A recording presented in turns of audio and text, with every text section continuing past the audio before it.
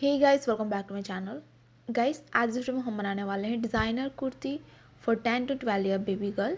जिसके लिए यहाँ पे मैंने दो फैब्रिक लिए हुए हैं। जो प्लेन फैब्रिक है वो मैंने लिया है 2 मीटर और जो प्रिंटेड फैब्रिक है वो मैंने लिया है सिर्फ 1 metre. So guys, let's get started. देखिए, सबसे पहले फैब्रिक को हमने इस तरह से 4 में लिया हुआ है। अब हम मार्किंग करेंगे। टोटल लेंथ हमने ली है इसकी 44 इंचेस। अब यहाँ से हम मार्क करेंगे। तो शोल्डर का पार्ट मैं लूँगी 6.5 इंचेस। आर्म होल भी मैं लूँगी यहाँ पे 6.5 इंचेस। दोनों पॉइंट्स को हमें ज्वाइन कर लेना है। अब देखिए, यहाँ पे लेना होगा हमें चेस्ट का पार्ट, वो मैं लूँगी यहाँ पे 9 इंचेस। यहाँ पे चेस्ट का जो भी मेजरमेंट हो उसे डिवाइड बाई 4 कर लेना है और उसमें आपको 1 इंच ऐड करना है सिंगल आउंस के लिए। ऊपर से कमर की लेंथ है 12 इंचेस और यहाँ पे आएगी हमारी कमर की चौड़ाई, वो मैं लूँगी यहाँ पे 8.5 इंचेस। उसके बाद हम दोनों पॉइंट्स को ज्वाइन करेंगे और इस पॉइंट को हमें क्रॉस में एक्सटेंड कर लेना है लेंथ तक। तो इस तरह से नीचे तक आपको एक्सटेंड करना है और नीचे की तरफ आपको इस तरह से हल्का सा राउंड शेप ड्रॉ कर लेना है। तो इस तरह से हमने ड्रॉ कर लिया है। अब यहाँ पे हम आर्म होल को ड्रॉ करेंगे, तो राउंड शेप देते हुए हमें आर्म होल को ड्रॉ कर लेना है। तो ये हमने आर्म होल को ड्रॉ कर लिया है। अब यहाँ पे हम लेंगे नेक की चौड़ाई, तो वो मैं लूँगी यहाँ पे 3.5 इंचेस और लेंथ में लूँगी यहाँ पे 3 इंचेस और यहाँ पे भी हम राउंड शेप ड्रॉ करेंगे।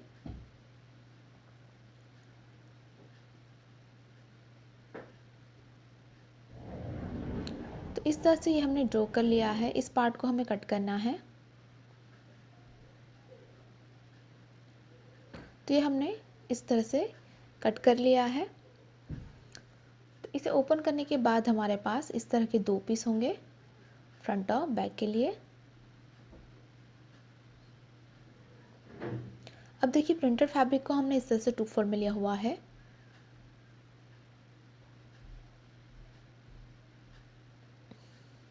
जिसकी लेंथ मैं लूँगी यहाँ पे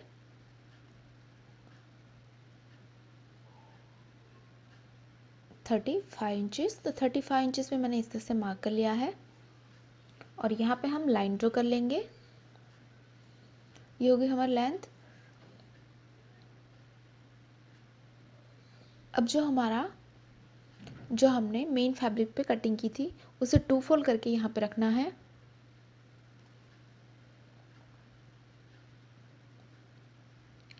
तो यहाँ पे हमें इस तरह से फोल्डेड एरिया से फोल्डेड एरिया मिलाते हुए इसके ऊपर हम इसे प्लेस करेंगे और उसके बाद हमें इसे एज इट इज़ मार्क कर लेना है। तो जैसे हमने रखा है वैसे ही हम इसे मार्क करेंगे।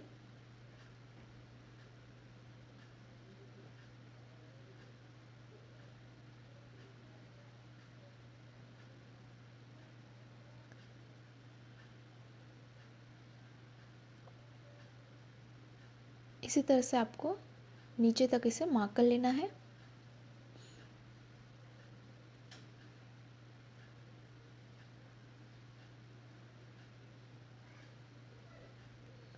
उसके बाद हम इसे हटा देंगे और जैसे हमने इसे ड्रॉ किया है वैसे हमें इसे कट कर लेना है।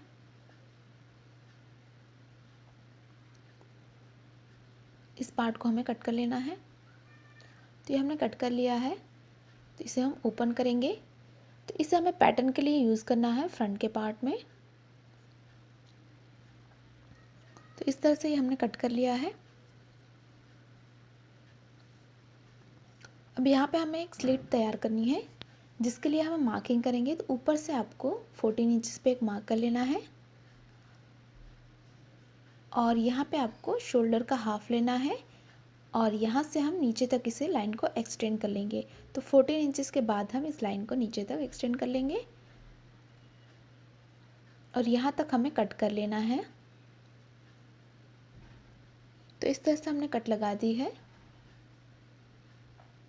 अब बढ़ते हैं स्टिचिंग की ओर। तो सबसे पहला ये जो हमारा कट है उसे हम तैयार करेंगे।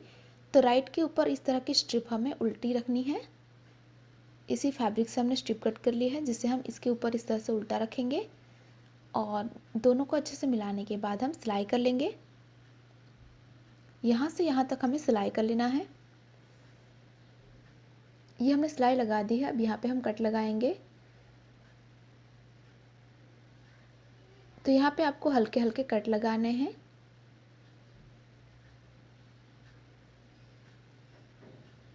कट लगाते वक्त ध्यान रखिए कि आपकी सिलाई ना कटे। उसके बाद इसे हमें बैक साइड पे टर्न करना है और बैक साइड पे आपको इस तरह से सिंपली डबल फोल्ड करके सिलाई कर लेना है पूरी लेंथ में। तो ये जो हमारा पूरा वी शेप है उसमें हम इसे डबल फोल्ड कर लेंगे। तो ये हमने बैक साइड पे डबल फोल्ड कर लिया है। अब हमें नीचे की बॉर्डर फोल्ड करनी है। तो इसे भी हमें सिंपली बैक साइड पे डबल फोल्ड करके सिलाई कर लेना है। इसी तरह से इस पार्ट को भी हमें बैक साइड पे डबल फोल्ड कर लेना है। तो ये हमने बॉर्डर को फोल्ड कर लिया है।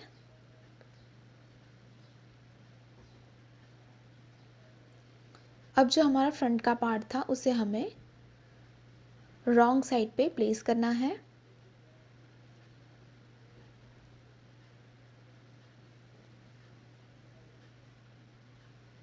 तो इस तरह से आपको इसे रॉन्ग साइड पे प्लेस करना है। ये हमारा फ्रंट का पार्ट है। इसके ऊपर हमें जो हमने इस तरह से पैटर्न के लिए कट किया था उसे भी हम उल्टा रखेंगे, यानी कि हमें दोनों रॉन्ग साइड को मिलाना है। उसके बाद आपको नेक लाइन और दोनों आर्म होल में सिलाई कर लेना है। तो ये हमने सिलाई लगा दी है। यहाँ पे हम हल्के हल्के कट लगाएंगे। तो कट लगाते वक्त ध्यान रखिए कि आपकी सिलाई ना कटे।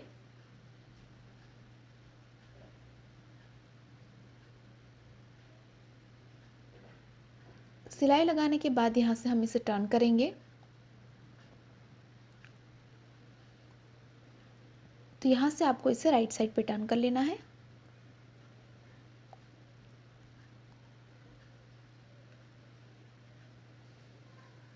तो यहाँ पर हमने इस तरह से टर्न कर लिया है। अभी हमारा राइट पार्ट है। अभी हमारा जो बचा हुआ फैब्रिक है जिसे हमने प्लेस किया हुआ है, इसके ऊपर जो हमारा बैक का पार्ट था उसे हम रखेंगे।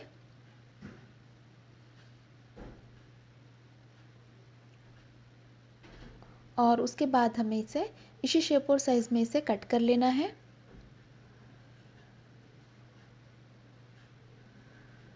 तो ये हमने इस तरह से कट कर लिया है।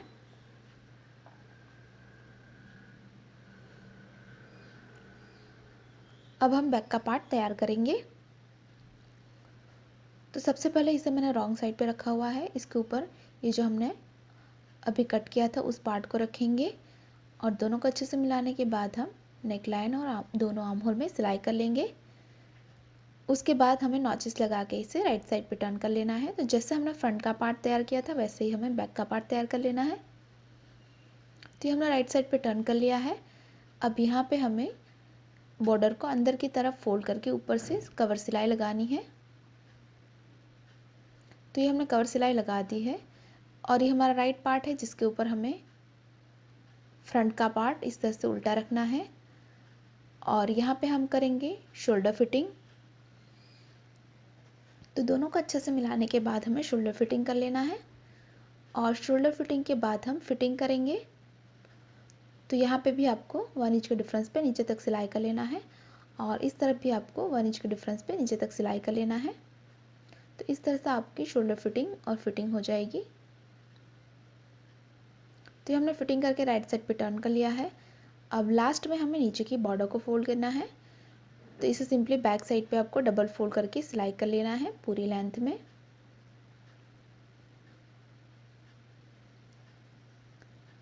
तो यहाँ पे हमने इस तरह से नीचे की बॉर्डर फोल्ड कर ली है। अब यहाँ पे हम पैटर्न के लिए बटन लगाएंगे। तो इस तरह के कोई भी रेडीमेड बटन आप यहाँ पे थ्रेड नीडल से फिक्स कर सकते हैं।